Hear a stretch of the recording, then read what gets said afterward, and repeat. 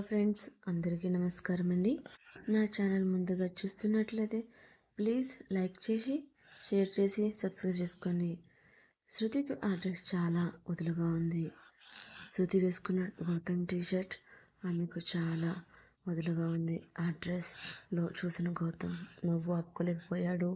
అతను పగలబడి నవ్వడంతో శృతి ఒక్కసారిగా అయోమయంగా తనను తాను చూసుకుంది. ఇప్పుడేంటి గౌతమ్, ఇప్పుడు ఎందుకు నవ్వుతున్నావు? ఈ డ్రెస్ నాకు బాగోలేదా? మరీ అంత చండాలంగా ఏమీ లేదుగా అని అడిగింది శృతి. గౌతమ్ నవ్వుతూనే నవ్వు ఆపుకుంటూ, అవును శృతి, నువ్వు చెప్పింది నిజమే. ఆ డ్రెస్ నీకు బాగానే ఉంది. నీలాంటి వాళ్ళు ఇంకొకరు కూడా పడతారు. ఆ షర్ట్ నువ్వు వేసుకున్నట్లు లేదు. ఆ టీషర్ట్ నిన్ను వేసుకున్నట్లుంది. నీలానే ఆ షర్ట్ కూడా లూజ్లాగా ఉంది. అను నవ్వు ఆపకుండా నవ్వుతూనే ఉన్నాడు గౌతమ్. ఆ మాట అనగానే శృతి ఆ టీషర్ట్ బండికి దగ్గరగా పట్టుకుని ఉంది. ఇప్పుడు ఎలా ఉంది? ఇప్పుడు చూడు, సరిపోయింది కదూ అని అడిగింది అతన్ని. శృతి అలా క్యూట్గా అడగగానే అతను ఏం సమాధానం చెప్పాలో తెలియక గౌతమ్ ఒక క్షణం ఆమె వైపు చూసి తన చూపులు తిప్పేసుకున్నాడు. అదేంటి గౌతమ్, నిన్ను అడుగుతుంటే అటు ఇటో చూస్తావేంటి అని అన్నది శృతి.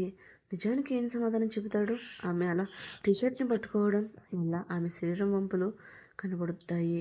శృతి మట్టి బుర్రకి అర్థం కాక గౌతమ్ నీ పదే పదే అదే ప్రశ్న అడిగింది. గౌతమ్ ఇక తప్పదు అన్నట్లుగా మర్యాదగా టీషర్ట్ని వదులు, లేకపోతే నీకే మంచిది కాదు అన్నాడు గౌతమ్.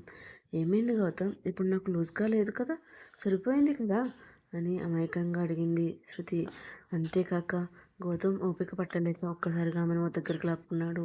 నీకు ఇదే కరెక్ట్ అని తను ఎందుకలా చెప్తున్నాడో అర్థం కాక శృతి అయోమయంగా చూసింది గౌతమ్ను. శృతి దగ్గరకు వచ్చి గుసగుసగా, నువ్వు అలా టైట్గా పట్టుకుంటే నేను ఎలా కంట్రోల్ చేసుకోను చెప్పు. అప్పటికి కానీ శృతికి అర్థం కాలేదు. అయ్యో శృతి, ఎంత పని చేసావే, నీది మట్టి బుర్ర, అందుకే చెబుతూనే ఉన్నాడు, నీకు అర్థం కాలేదు. ఇప్పుడు గౌతమ్ ఏమనుకుంటాడు? నువ్వే కావాలని ఇదంతా చేస్తున్నావని అనుకోడా అని. నీ గొయ్య నువ్వే తవ్వుకోవడం నీకు తెలిసినంతగా ఇంకెవరికి తెలియదు అంటూ తనని తాను తిట్టుకుంది శృతి. గౌతమ్ గౌతమ్ అని పిలిచింది. ఆమెకు అతన్ని ఏమని అడగాలో అర్థం కాలేదు. గౌతమ్ ప్లీజ్ నన్ను వదిలిపెట్టవా అని అడిగింది శృతి. గుడ్ బాయ్ లాగా నా పనిలో నేనుంటే నువ్వు వచ్చి నన్ను రెచ్చగొట్టావు అంటూ మరింత దగ్గరగా వెళ్ళాడు గౌతమ్. తన ప్రేమ ఏమిటి లేకపోతేనే ఆపలేం, ఆమెకు సాధ్యం కాదు. అలాంటప్పుడు తప్పు తన వైపే ఉంది. అతను రెచ్చిపోవడానికి కారణం నేనే అంటున్నాడు. ఇప్పుడు నన్ను వదిలిపెడతాడా అని అనుకుంది శృతి. గౌతమ్ ప్లీజ్ నన్ను వదిలేయండి అని అడిగింది శృతి. ఆమె అలా అడగగానే ఒక క్షణం వదిలిపెట్టి ఆమె అందాలపై అతని చేతులు దాడిని ప్రారంభించాడు. ఆమెకి ఆ అనుభూతి చాలా కొత్తగా అనిపించింది. వాళ్ళిద్దరూ ఒక రకమైనటువంటి ట్రాన్స్లో ఉండగానే శృతికి అకస్మాత్తుగా ఏదో స్మెల్ వచ్చింది. ఆమె ఒక్కసారిగా గౌతమ్ని నెట్టింది. గౌతమ్ ఫుడ్ మాడిపోతుంది అని స్టవ్ దగ్గరికి వచ్చింది. అతను వండుతున్న ఫుడ్ మాడిపోవడం స్టార్ట్ అయింది. అందుకే ఆమె గౌతమ్ని పక్కకు నెట్టి గిన్నెని స్టవ్ మీద నుంచి దించాలి అని ఆత్రంలో ఆ గిన్నెని చేత్తో పట్టుకుంది. ఆ గిన్నె వేడిగా ఉండడంతో ఆమె చేతులు కాలాయి. శృతి అంటూ మంట తట్టుకోలేక ఆ గిన్నెని వదిలేసింది. ఏ శృతి జాగ్రత్త అంటూ ఆ గౌతమ్ ఆపే ప్రయత్నం చేసిన అప్పటికే ఆమె చేయి కాలింది. ఇదంతా కొన్ని సెకండ్స్లో జరిగింది. గౌతమ్ వెంటనే ఆమె చేతిని తన చేతుల్లోకి తీసుకుని చూశాడు. కానీ అప్పటికే కాలిపోయింది. అసలు నన్ను ఎవరు ఇదంతా చేయమన్నారు? అసలు నువ్వెందుకు వచ్చావు ఇక్కడికి? చూడు చెయ్య ఎలా కాలిపోయిందో అని ఏడ్చాడు గౌతమ్. అతను అలా తిడతాడని శృతి అసలు ఊహించలేదు. అతను అలా తిట్టడంతో శృతి పిల్లిపిల్లలా ముడుచుకుపోయింది. అది కాదు గౌతమ్ నేను అంటూ శృతి ఏదో చెప్పబోయింది. నువ్వు నోరు మూసుకో అని అన్నాడు గౌతమ్. గౌతమ్ అలా అనడంతో శృతి ఇంకా చేసిందేమీ లేక సైలెంట్గా బయటకు వచ్చింది. ఆ తర్వాత కొద్దిసేపటికి గౌతమ్ తొందరగా ఫుడ్ని ప్రిపేర్ చేసి హాల్లో ఉన్న ఆమె కోసం తీసుకొచ్చాడు. చెయ్యి బాగా కాలిందా అని అడిగాడు శృతి. అతను అడిగిన ప్రశ్నకి ఏ సమాధానం చెప్పలేదు. నేను అడుగుతుంది నిన్నే, నోరు తెరిచి మాట్లాడవేంటి అని గట్టిగా అడిగాడు గౌతమ్. శృతి ముఖం అటువైపు తిప్పుకొని కూర్చుంది. తనని 2 నిమిషాలు చూసి గౌతమ్ కబోర్డ్ దగ్గరికి వెళ్ళి ఫస్ట్ ఎయిడ్ బాక్స్ తీసుకొని వచ్చాడు. ఆమె చేతిని తన చేతుల్లోకి తీసుకుని నెమ్మదిగా ఆయింట్మెంట్ రాయడం మొదలుపెట్టాడు. గౌతమ్ రాసిన ఆయింట్మెంట్ శృతి చేతికి తగలగానే శృతి కొంచెం బాధతో హా అని అరిచింది. ఏం కాదు, తగ్గిపోతుంది. నువ్వు కొంచెం సేపు సైలెంట్గా ఉండు. నువ్వు అనవసరంగా అరిచి నన్ను భయపెట్టకు.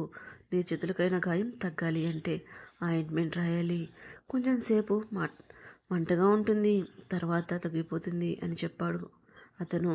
అలా చెప్పాక శృతి ఇంకేం మాట్లాడకుండా సైలెంట్గా కూర్చుని ఉంది. ఆమెకు నొప్పి కలగకుండా చిన్నగా ఊదుతూ ఆయింట్మెంట్ రాశాడు.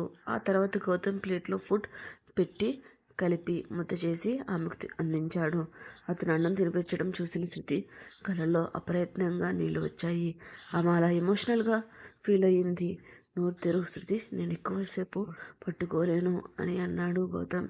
శృతి కళ్ళలో నుంచి నీళ్లు కారుతున్నా నోరు తెరిచి ఆహారాన్ని తినడం ప్రారంభించింది. శృతి, ఇప్పుడు ఎందుకు ఏడుస్తున్నావు అని అడిగాడు గౌతమ్. లేదు గౌతమ్, ఏడుపు కాదు, సంతోషం. నాకు మా అమ్మ గుర్తొచ్చింది. మా అమ్మ తినిపించిన తర్వాత ఇన్నాళ్ళకి నువ్వు తినిపించావు. మళ్ళీ అంత ప్రేమను నేను ఎక్కడా పొందలేదు అని అన్నది శృతి. ఆమె అలా చెప్పగానే గౌతమ్కి కూడా చాలా బాధ వేసింది. అతను ఆమెతో ఇంకేమి మాట్లాడకుండా మౌనంగా ఆమె కన్నం తినిపిస్తున్నాడు. పూర్తిగా తిన్న తర్వాత టిష్యూ పేపర్తో ఆమె పెదవులను తుడిచి అక్కడి నుంచి లేచాడు. అతడు అన్ని చేస్తూ ఉంటే అతనిని రెప్ప వేయకుండా చూస్తూ ఉంది గౌతమ్. తనతో ఎప్పుడు ఎంత క్లోజ్గా ఉన్నాడు అర్థం కాలేదు, కానీ ఈ క్షణం తనని దగ్గరగా ఉన్నాడని సంతోషించింది శృతి. ఆ తర్వాత గౌతమ్ కూడా తన భోజనాన్ని పూర్తి చేశాడు. గౌతమ్ శృతితో, శృతి ఏదైనా సినిమా చూద్దామా అని అడిగాడు. వద్దు గౌతమ్, మనం ఇంటికి వెళ్ళిపోదాం అన్నది శృతి. ఈరోజు మనం ఇక్కడే ఉండబోతున్నాం, రేపు ఉదయాన్నే వెళ్దాం ఇంటికి అన్నాడు గౌతమ్. ఇంట్లో వాళ్ళు మన గురించి ఎదురు చూస్తూ ఉంటారు అని అన్నది శృతి. నేను మల్లికకి ఫోన్ చేసి చెప్పాను, ఐశ్వర్య అని చెబుతుంది, ఏ ప్రాబ్లం లేదు అని క్లియర్గా చెప్పాడు గౌతమ్. ఆ తర్వాత గౌతమ్ సోఫాలో కూర్చుని ఇల్లు పెట్టాడు. అతనితో పాటు ఒంటరిగా రాత్రి అక్కడ ఎలా ఉండాలో అని శృతి ఆలోచనలో పడింది. గౌతమ్ శృతితో వచ్చి కూర్చో, అలా నిలబడిపోయావేంటి అన్నాడు. శృతి గౌతమ్తో, లేదు గౌతమ్, నాకు నిద్ర వస్తుంది, నేను నిద్రపోతాను అని అన్నది శృతి. గౌతమ్ సీరియస్గా, నేను వచ్చి కూర్చోమని చెప్పాను కూర్చో అని అతను గట్టిగా అరవడంతో శృతి ఒక మాట కూడా మాట్లాడకుండా సోఫాలో కూర్చుంది. గౌతమ్ ఆన్లైన్లో సెర్చ్ చేసి కొత్తగా రిలీజ్ అయిన ఒక సినిమా ఒకదాన్ని ప్లే చేశాడు. శృతి, ఏ సినిమా ఇది ఏమో తెలియదు, కానీ బహుశా యాక్షన్ సినిమా అనుకుంటా అని అన్నాడు. గౌతమ్, నాకు యాక్షన్ సినిమా అంటే ఇష్టం ఉండదు, నాకు చాలా చిరాకు, ఎప్పుడు చూసినా కొట్టుకుంటూనే ఉంటారు, ఇంకేదైనా సినిమా పెట్టు ప్లీజ్ అని అన్నది శృతి. గౌతమ్ ఓకే అని వేరే సినిమా కోసం వెతికాడు. ఆ తర్వాత కొత్తగా రిలీజ్ అయిన ఒక రొమాంటిక్ మూవీ పెట్టాడు. కథ మొదట్లో బాగానే సాగడంతో ఇద్దరు కలిసి కూర్చుని మూవీ చూస్తున్నారు. గౌతమ్ లేచి వెళ్ళి ఓవెన్లో పాప్కార్న్ పెట్టి కొద్దిసేపటి తర్వాత ఆ పాప్కార్న్ ఒక గిన్నెలో వేసుకుని తీసుకుని వచ్చాడు. వాటిని చూడగానే శృతికి నోరు ఊరింది. ఇద్దరు తింటూ సినిమా చూడడం స్టార్ట్ చేశారు. అంతలో ఆ సినిమాలో ఒక సీన్ వచ్చేటప్పటికి నోట్లో పెట్టుకుంటున్న పాప్కార్న్ సడన్గా కిందకి జారిపోయింది. శృతికి ఆమె షాక్తో కళ్ళు పెద్దవి చేసి వేగంగా రిమోట్ వెతకడం మొదలుపెట్టింది. గౌతమ్, గౌతమ్, నాకు రిమోట్ ఇవ్వు అని అడిగింది శృతి. అంత హడావుడిగా శృతి ఎందుకు రిమోట్ అడుగుతుందో గౌతమ్కి అర్థమైంది. అతనికి ఆమె అవస్థని చూస్తే నవ్వొచ్చింది. గౌతమ్ లోపలే నవ్వుకుంటూ గౌతమ్ శృతిని పరీక్షించాలి అనుకున్నాడు. ఇప్పుడు నీకు రిమోట్ దేనికి? మూవీలో మంచి సీన్ వస్తుంది కదా, నన్ను డిస్టర్బ్ చేయకు అని అన్నాడు గౌతమ్. అలా అన్న తర్వాత గౌతమ్ శృతిని పట్టించుకోకుండా సినిమా చూడడంలో నిమగ్నమయ్యాడు. శృతికి జియోలో అర్థం కాక అయోమయంగా తను కూడా మూవీ చూస్తుంది. ఆ సినిమాలో హీరో హీరోయిన్లు ఒకే గదిలో స్నానం చేయడానికి బాత్రూంలోకి వెళ్ళడం కోసం బట్టలు వెతుకుతున్నారు. శృతి కళ్ళు చాలా పెద్దవయ్యాయి. ఈ మహానుభావుడు ఏంటో ఏం మాట్లాడకుండా మూవీ చూస్తున్నాడు. ఇవాళ నాకు ఏదో మూడింది అనుకుంది శృతి. గౌతమ్, ప్లీజ్ ఆ సీన్ అన్న స్కిప్ చేసి కొంచెం ఫార్వర్డ్ చేసి ప్లే చేయి, ఆ సీన్ నేను చూడలేకపోతున్నాను అన్నది. అదేంటి శృతి అలా అంటావు, ఇది రొమాంటిక్ సినిమా పెట్టమని అడిగింది నువ్వే కదా, మరి ఇప్పుడేంటి ఫార్వర్డ్ చేయమంటావు? కావాలనేది నువ్వే, వద్దు అనేది నువ్వు కూడా నువ్వేనా అన్నాడు గౌతమ్. నేను రొమాంటిక్ సినిమా పెట్టమనలేదు, యాక్షన్ సినిమా వద్దు అని చెప్పానంతే కదా అన్నది శృతి.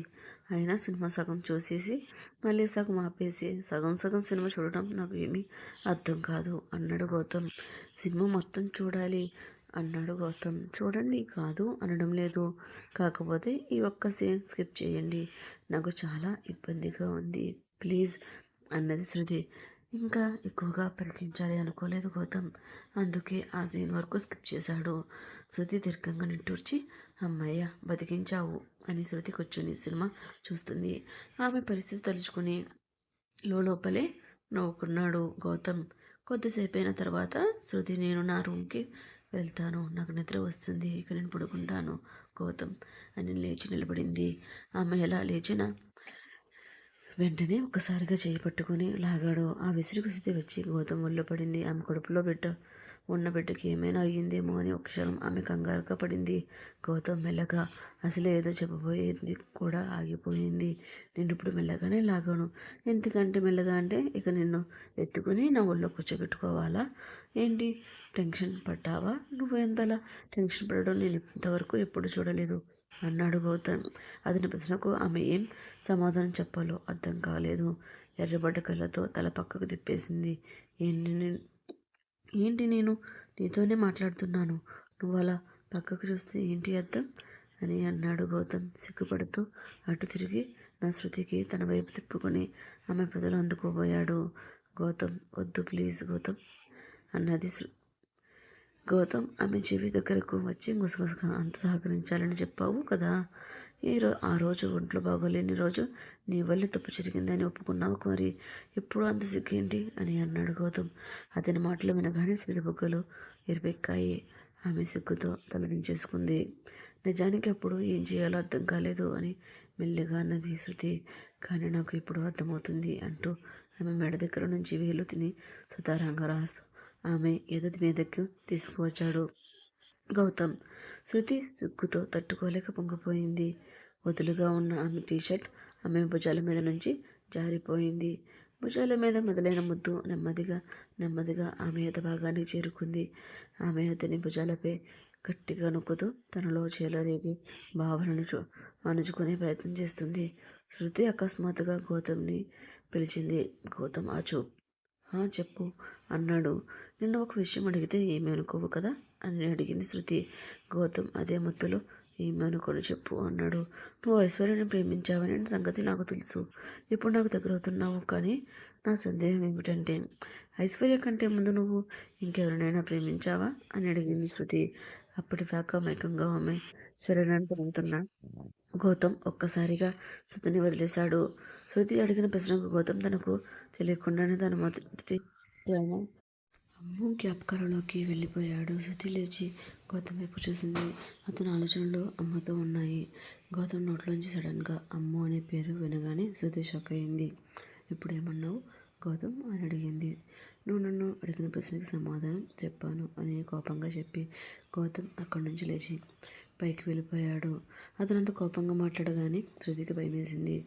అమ్మ గురించి అడిగితేనే అతనికి ఎంత కోపం వచ్చిందంటే, ఇంకా నీ మనసులో అమ్మ ఉంది కదా గౌతమ్, నీకు నిజంగా నేను గుర్తున్నానా అని చాలా సంతోషం పడింది శృతి. ఆనందంగా గౌతమ్ వెతుక్కుంటూ అతని వెనకాలే వెళ్ళింది. శృతి వెళ్ళినప్పటికీ గౌతమ్ బాల్కనీలో నుంచుని సమాధానం లేని ప్రశ్నలు ఉన్న ఆకాశాన్ని చూస్తూ నిలబడ్డాడు.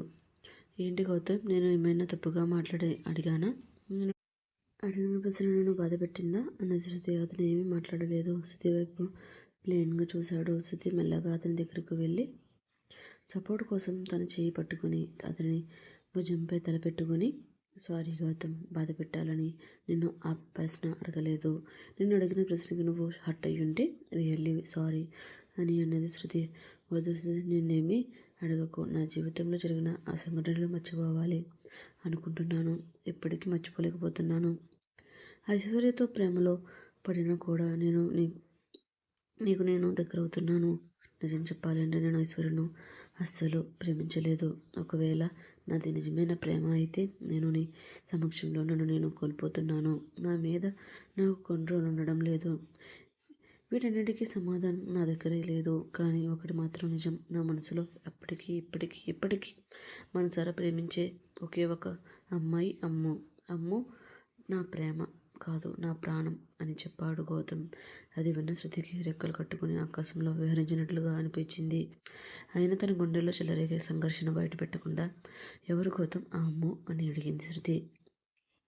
అమ్ము గురించి అడగగానే గౌతమ్ మొహంలో ఒక మెరుపు కనిపించింది. ఆమె నా ప్రాణం, నా ప్రేమ, నా సర్వస్వం. ఆమెని నీ ఎంతగానో ప్రేమించాను, కానీ నన్ను వదిలిపెట్టి వెళ్ళిపోయింది అన్నాడు గౌతమ్. చివరి మాటలు చెబుతున్నప్పుడు అతని గొంతులో విపరీతమైన బాధ. ఆమెతో విపరీతంగా ప్రేమిస్తున్నాను అని ఆమెతో చెప్పలేదా గౌతమ్? ఆమె వెళ్ళిపోయిన తర్వాత ఆమె కోసం వెతకలేదా అని అడిగింది శృతి. ఆ ప్రశ్నకు అతను ఒక చిన్న చిరునవ్వు నవ్వి, ఆమెను నేను చూసి ఉంటే ఈ ప్రపంచంలో ఎక్కడైనా వెతికి ఆమెను పట్టుకునేవాడిని అన్నాడు గౌతమ్ ఆ మాట చెప్పగానే శృతి ఆలోచనలు ప్రయత్నంగా గతంలోకి వెళ్ళిపోయింది. 6 సంవత్సరాల క్రితం కాలేజ్ ఫస్ట్ డే. ఆ సిటీలో పేరు ఉన్న engineering college, GK college. Engineering college సహజంగా మంచి పేరు ఉన్న కాలేజ్ కావడంతో ఆ కాలేజీలో సీట్ కోసం స్టూడెంట్స్ అంతా పోటీలు పడుతూ ఉంటారు. ఆ సంవత్సరం కూడా చాలామంది స్టూడెంట్స్ కాలేజీలో జాయిన్ అయ్యారు. ఆ రోజు ఆమె తెల్లటి చుడిదార్ వేసుకుంది. చేతిలో 2 పుస్తకాలతో భుజానికి బ్లాక్ కలర్ బ్యాగ్ వేసుకుని ఇప్పుడున్న శృతిలా కాకుండా కాలేజ్ గర్ల్స్ శృతిలా ఆ కాలేజీలో అడుగుపెట్టింది. అల్లరి చిలుపుతనం కలగలిసిన అందమైన ఆడపిల్లల శృతి మెరిట్ కావడంతో ఆ కాలేజీలో సీట్ కోసం ఆమె పెద్దగా కష్టపడాల్సిన అవసరం రాలేదు. తన ఫ్రెండ్ మంజుతో కలిసి మొదటిసారిగా కాలేజీలో అడుగుపెట్టింది. శృతి ఫస్ట్ డే కాలేజీలో ఎలా ఉండబోతుందో అన్న ఆలోచనలతో అడుగుపెట్టారు. కానీ వాళ్ళ బ్యాడ్ లక్ ఏంటంటే సీనియర్ చేస్తున్న ర్యాగింగ్ దగ్గర వాళ్ళు కూడా ఇరుక్కుపోయారు. మీరిద్దరూ ఇక్కడికి రండి అన్నాడు బెంచ్ మీద కూర్చున్న అతని దగ్గరికి వెళ్ళిద్దరు భయపడుతూ వెళ్ళారు. నీ పేరేంటి అడిగాడు సీనియర్. నా పేరు శృతి అని చెప్పింది శృతి. నా పేరు మంజు అని చెప్పింది మంజు. ఏంటి ఫస్ట్ ఇయర్నా అని అడిగాడు సీనియర్. కొర్రెపిల్లల తల ఊపారు. ఏంటి తల ఊపుతున్నారు? సీనియర్స్కి రెస్పెక్ట్ ఇవ్వాలని తెలియదా? వాళ్ళిద్దరూ షాక్ అయ్యి గుడ్ మార్నింగ్ సార్ అని ఇద్దరు ఒకేసారి చెప్పారు. మీకు బాగానే తెలుసు. అవును, మీది ఏ బ్రాంచ్ అని అడిగాడు సీనియర్. ఏ సమాధానం చెప్పకుండా మొదలకుండా నిలబడ్డారు. ఏంటి మీది ఏ బ్రాంచ్? మిమ్మల్ని అడుగుతున్నాను, సమాధానం చెప్పారేంటి అని అన్నాడు సీనియర్. ఇద్దరు తడబడుతూ త్రిబుల్ అని చెప్పారు. ఒరే మచ్చ, వాళ్ళిద్దరూ నీ డిపార్ట్మెంట్ ఏరా అని పక్కనే ఉన్న ఇంకొక అతనికి చెప్పారు. అవును అని చెప్పిన అతను మీరిద్దరి ఫోన్ నెంబర్ నాకు ఇవ్వండి అని అడిగాడు సీనియర్. శృతి మంజు ఇద్దరు ఏం మాట్లాడకుండా అలాగే నిలబడిపోయారు. మీ ఇద్దరు మా డిపార్ట్మెంట్ కాబట్టి ఇక నుంచి మీ బాధ్యత మాది. ఈ వాళ్ళకి సెపరేట్గా గ్రూప్ ఉంది, అందులో మిమ్మల్ని యాడ్ చేయడానికి మీ నెంబర్ అడుగుతున్నాను. మీ ఫోన్ నెంబర్ చెప్పండి అని అడిగాడు సీనియర్. కానీ అతను వాళ్ళు ఫోన్ నెంబర్ అడిగిన ఉద్దేశం వేరే.